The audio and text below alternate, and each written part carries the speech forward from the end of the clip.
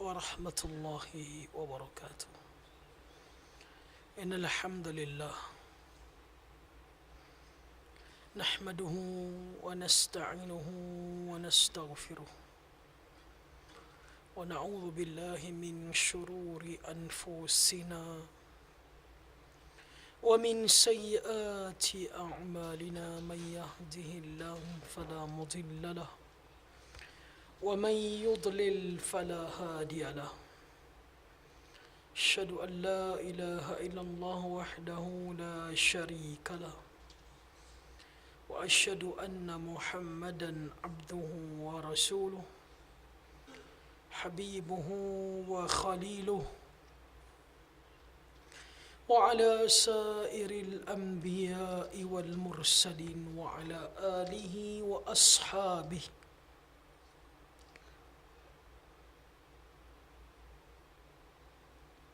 ومن استنى بسنته إلى يوم الدين. أما بعد، يا أيها الناس اتقوا ربكم الذي خلقكم من نفس واحدة وخلق منها زوجها وبث منهما رجالا كثيرا ونساء واتقوا الله الذي تساءلون به والأرحم إن الله كان عليكم رقيبا.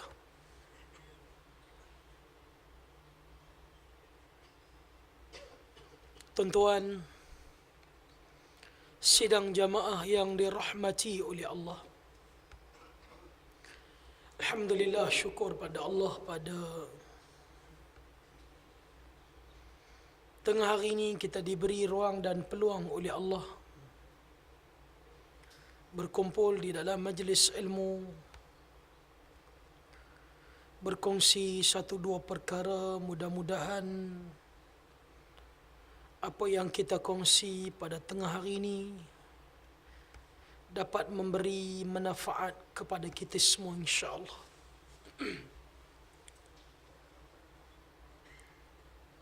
Allah Subhanahu wa taala bercerita di dalam Al-Quran mengenai kaum ataupun mereka yang terdahulu daripada kita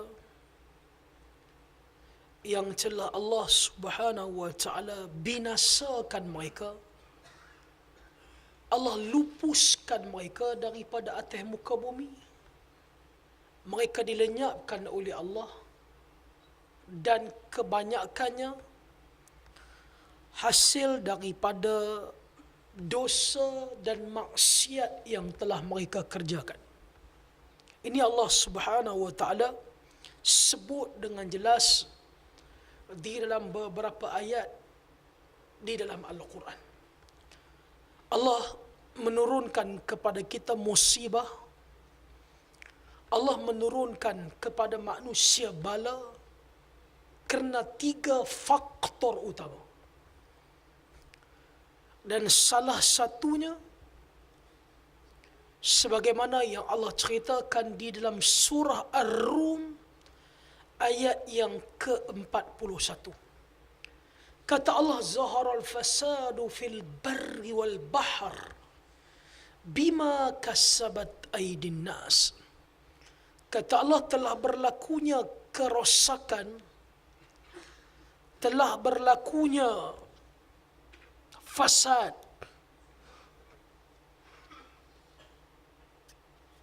di daratan dan di lautan adalah hasil daripada tangan dan kerja buat manusia.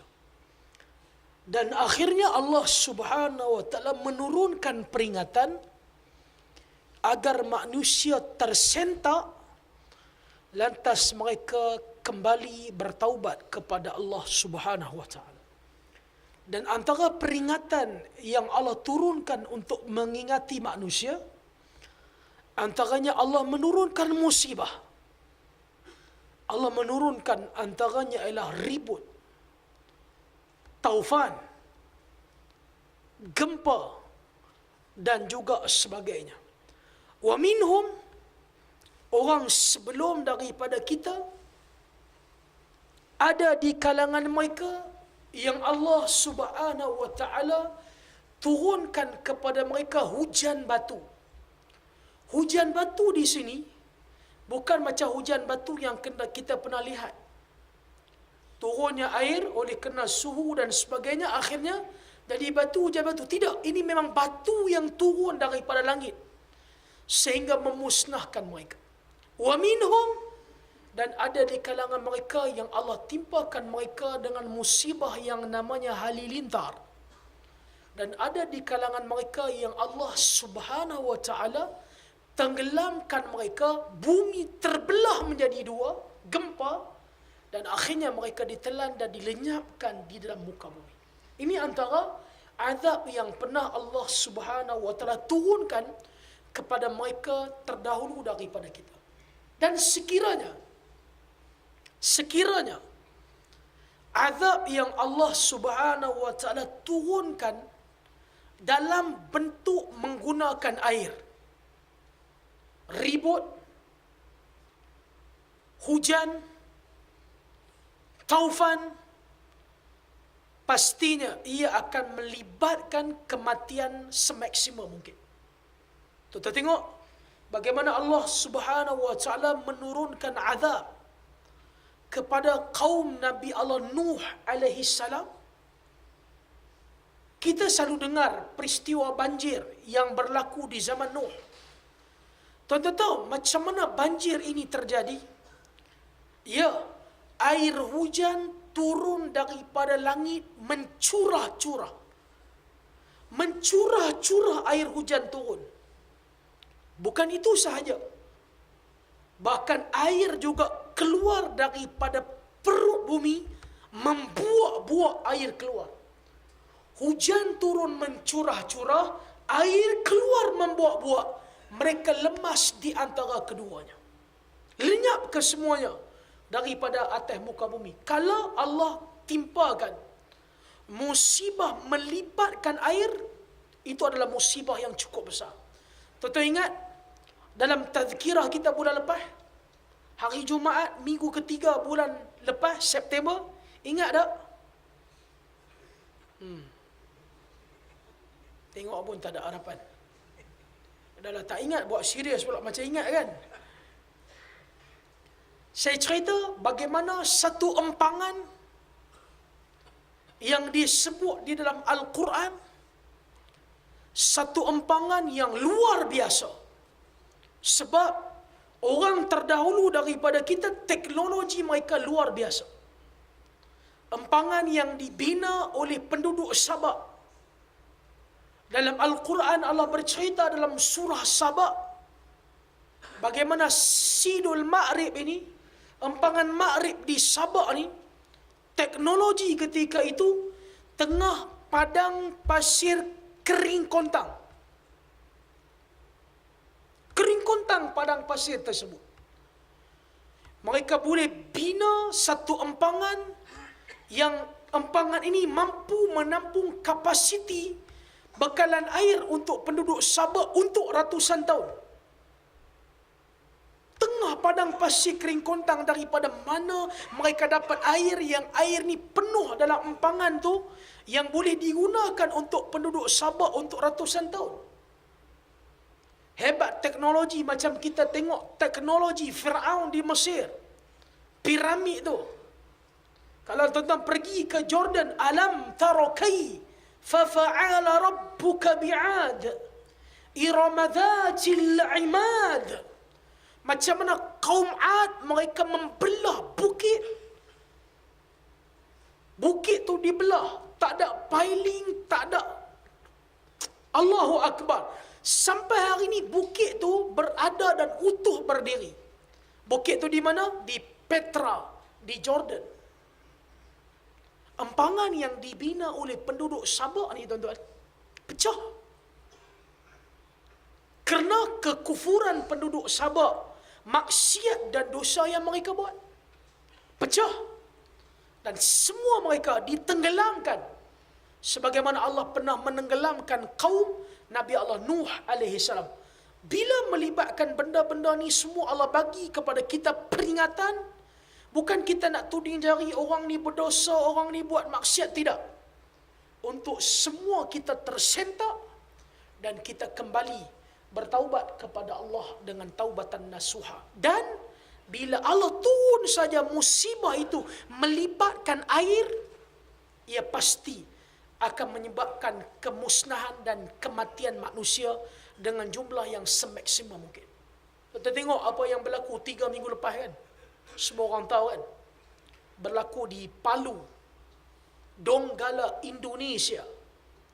Gempa bumi 7.4 skala Richter.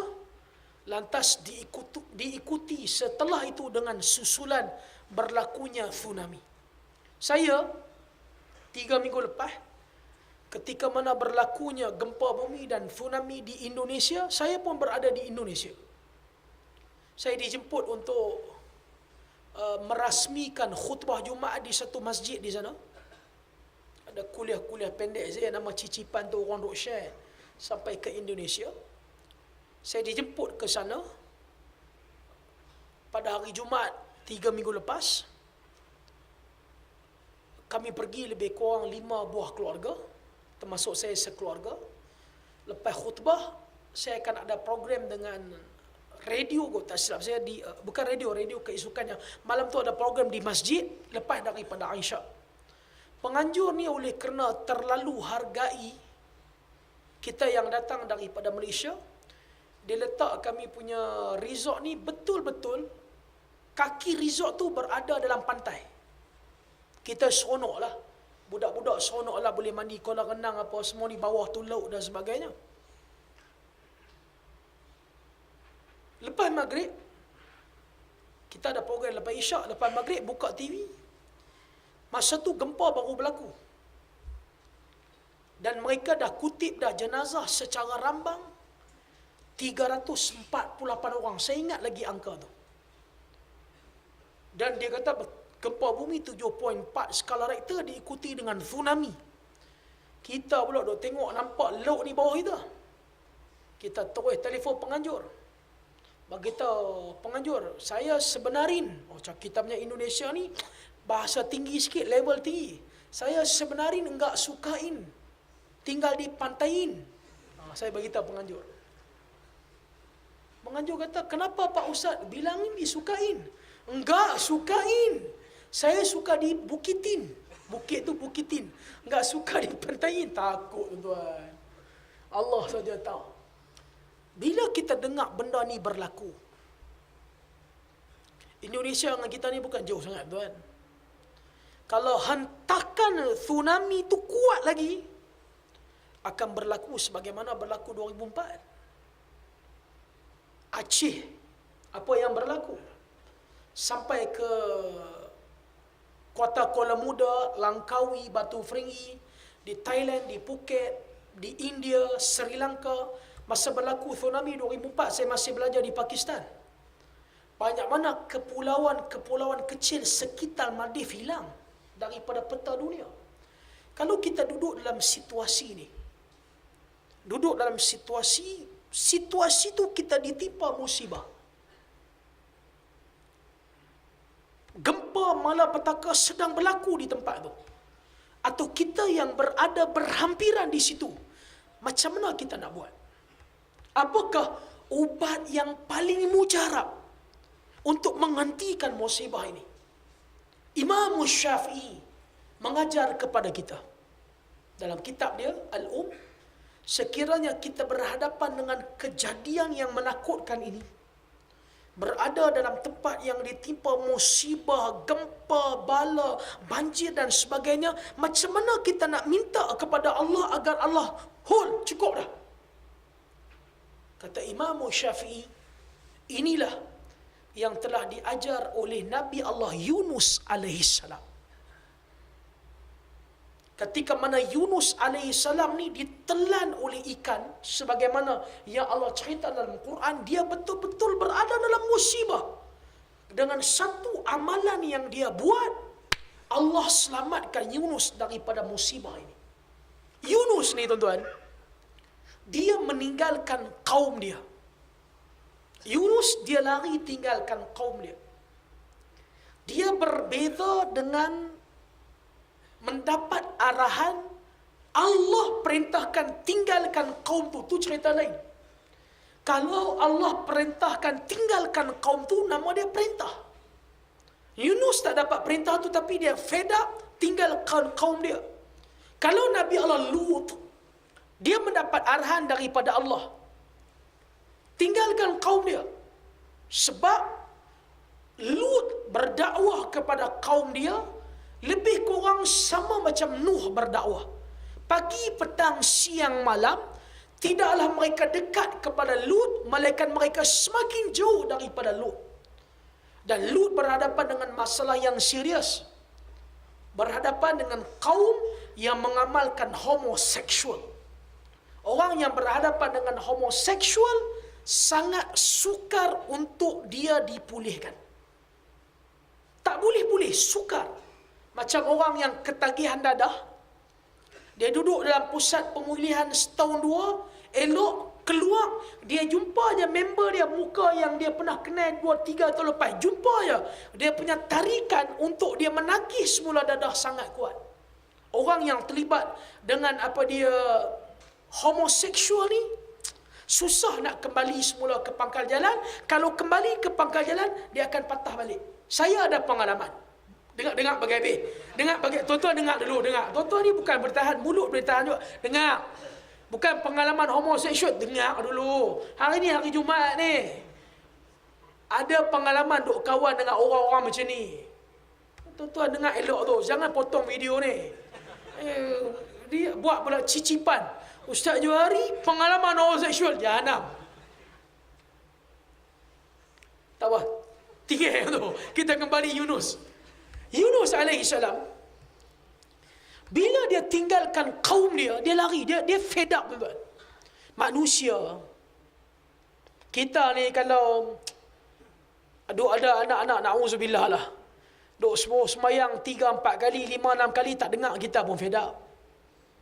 Yunus tinggal kaum dia, tinggal.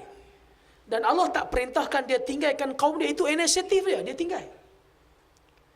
Sebagaimana kita semua tahu, dia berlayar dengan kapal dan sebagainya, akhirnya dipukul dengan badai, ditimpa dengan musibah dan sebagainya. Akhirnya, sebagaimana yang kita tahu, Yunus dimasukkan atau dicampakkan masuk dalam laut. Lantas dia disambar oleh seekor ikan paus. Dan masa tu dia dalam musibah. Tuan-tuan boleh bayang, tengah lautan, dalam perut ikan paus, gelap gelita dunia. Yunus alaihissalam tak tahu apa yang akan berlaku. Gelap gelita. Boleh bayang? Tengah lautan, dalam perut ikan. Kita ni dalam bilik. Tutup lampu, gelap gelita. Macam mana keadaan? Cuba kita tahu, macam mana keadaan? Tak ada masalah. Yang penting internet ada. No problem. WB ada, unlimited, tak ada masalah. Saya baru ni pergi Kenyir, ada program tobat tak bidah. Kenyir ni tuan-tuan, tempat kami pergi tu, elektrik ada, tapi internet tak ada, apa faedah? Kawan saya 3-4 orang panjat pokok ni cari line, tak ada juga line. Apa yang dia buat sampai Allah selamatkan dia?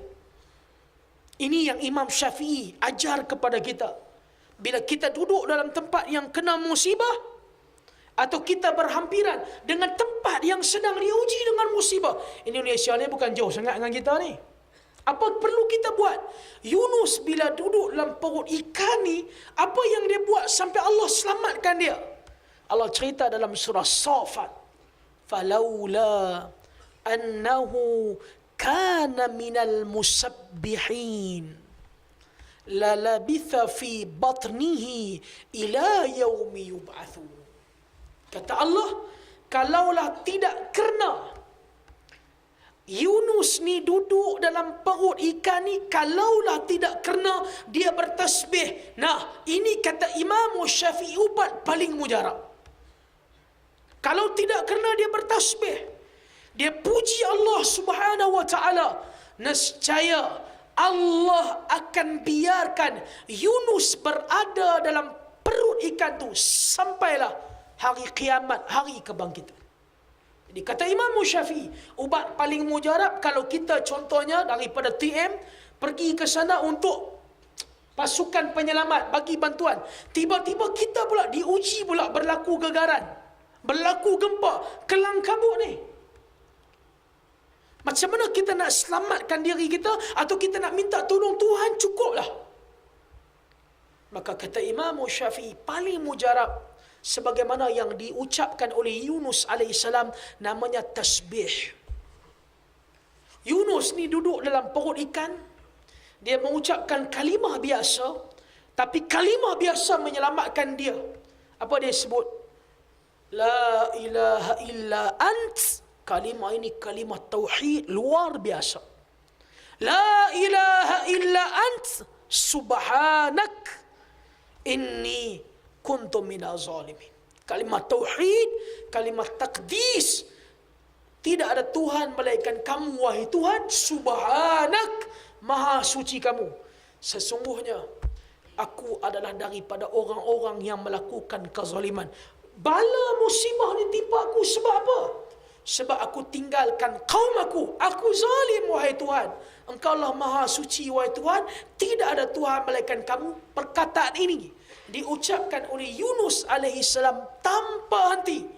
Masa dia duduk dalam perut ikan ni, lantas Allah Subhanahu wa taala menyelamatkan dia.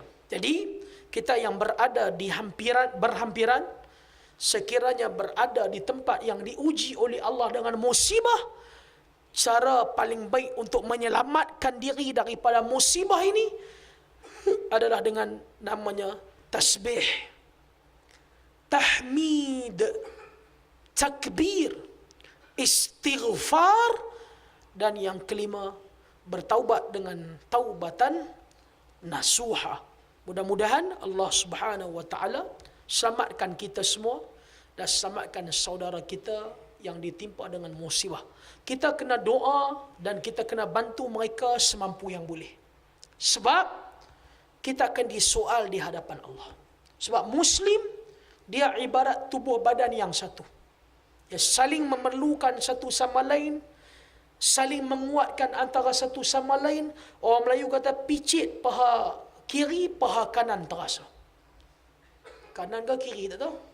Bolehlah, dua-dua pun boleh. Itu pepatah orang Melayu. Cubitlah mana-mana paha, salah satunya terasa. Kena tolong, sebab ada hadis kursi. Allah tanya pada hari kiamat. Allah tanya, ya bna Adam maritum falam ta'udni. Allah tanya, wahai anak-anak Adam, kata Allah, aku sakit. Allah kata, aku sakit. Falam ta'udni. Kenapa kamu tak datang ziarah aku? Kita lantas menjawab, kaifa a'uduk wa anta rabbal alamin. Kita jawab balik, wahai Tuhan, macam mana kami nak ziarah kamu? Kamu ni hak Tuhan semesta alam.